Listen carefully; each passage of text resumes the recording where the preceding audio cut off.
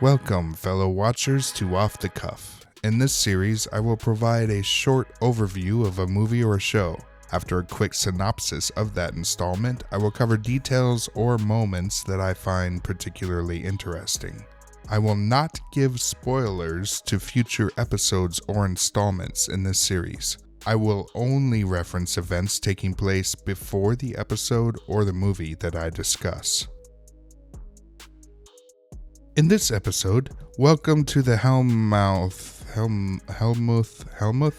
Buffy arrives at Sunnydale after burning down the gym at her previous high school. Colorful is the word. Not dismal. Wasn't that bad. You burned down the gym. Buffy quickly finds that connecting with Cordelia, the local popular girl, doesn't appeal to Buffy. It's good to know you've seen the softer side of Sears. Oh, well, my mom picked it out. No wonder you're such a guy magnet. Are you done? Once Cordelia disrespects and talks down to a mousy, seemingly innocent young student named Willow, Buffy immediately decides to connect with that girl instead. Seemingly by chance, Willow happens to be friends with Xander, who nervously embarrassed himself with an awkward self-introduction earlier that day in the hallway. Well, maybe I'll see you around. Maybe at school, since we both go there. I could see how Buffy would quickly tire of Cordelia's antics. It plays a little bit on how she started seeing through those superficial popularity contest shenanigans from the last school she was at. There is evidence that she was kicked out for reasons. Maybe you could also interpret this as her desire to try and surround herself with innocence, which will help her stop being a slayer and trying to just fit in, without drama or expectations. Once Buffy goes to the library to gather a textbook, the librarian, seemingly by chance, knows her name, and he has a stuffy English accent. His name is Rupert Giles. Then, he pulls out a book called Vampire right in front of her, and it gives Buffy the willies, and she bolts right out the door like he whipped something else out on the counter for her to see. Ha! On 20th century. I know what you're after.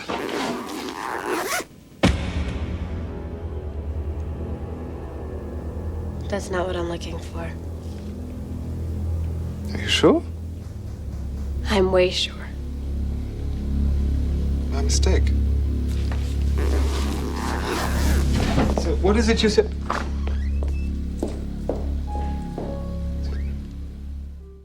Whoa, man. TV in the 90s was wild. Moving on.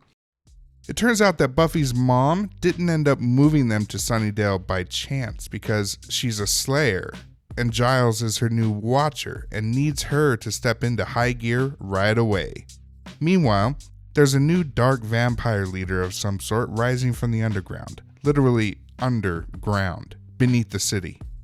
A band of merry vampire followers have been sucking the town drier than California's water shortage, and it's only getting worse. Oh, great. Buffy quickly bonds with Willow and Xander. Willow tells Xander that to better learn math, he should look for the trig book at the library. Do you have theories in trig? You should check it out. Check it out. From the library, where the books live. Right. Later on, Buffy returns to the library and has a chat with Giles about how she just wants to be a normal girl and has no interest in slaying. Okay, first of all, I'm a vampire slayer. And secondly, I'm retired.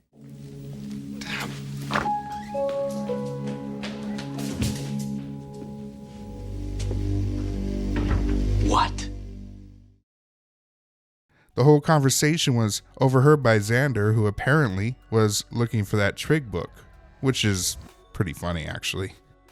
So now we get backstory and exposition for Buffy, Giles, and Slayer lore at the same time as Xander. A wonderful way to mix humor, organic exposition that isn't shoehorned in all haphazardly. It's not just the audience learning important details, but a key character learning it as well. Cut to near the end of the episode, and Willow is taken away by the charms of a cute young man who happens to be a vampire. Sounds like the kind of dating life I suffered before I quit trying forever. Buffy feels bad because, another setup for a payoff, she told Willow that her philosophy in life is to seize the moment. Life is short. Life is short. Why waste time being all shy and worrying about some guy and if he's gonna laugh at you? Seize the moment, because tomorrow you might be dead. Willow took that advice and happened to fall into taking a chance to ask someone out. The problem is that Buffy feels even worse because she put such a nice person in danger. Buffy and Xander happen to find Willow in a mausoleum at the nearby cemetery, and she kills that young man. But not before two more vampires, including Dahlia, who is Julie Benz from Rambo 2008, or Dexter. Two vampires, including Dahlia, show up to try and take Buffy down. She's attacked by the legend, Brian Thompson. And just as he's about to get her, it's to be continued. Overall, I think this was a fun episode. I don't recall 99% of it, so it's nice to be coming in fresh and not immediately getting the stink of my previous memories of Season 1 right out the gate.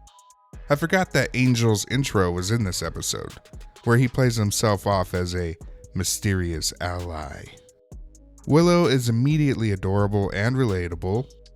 This is also immediately darker in tone than the movie, which I like. Buffy herself is well played by Sarah Michelle Gellar. I didn't realize she fell into the part so easily, and that's really good. Giles is always awesome. I never question that guy. No complaints.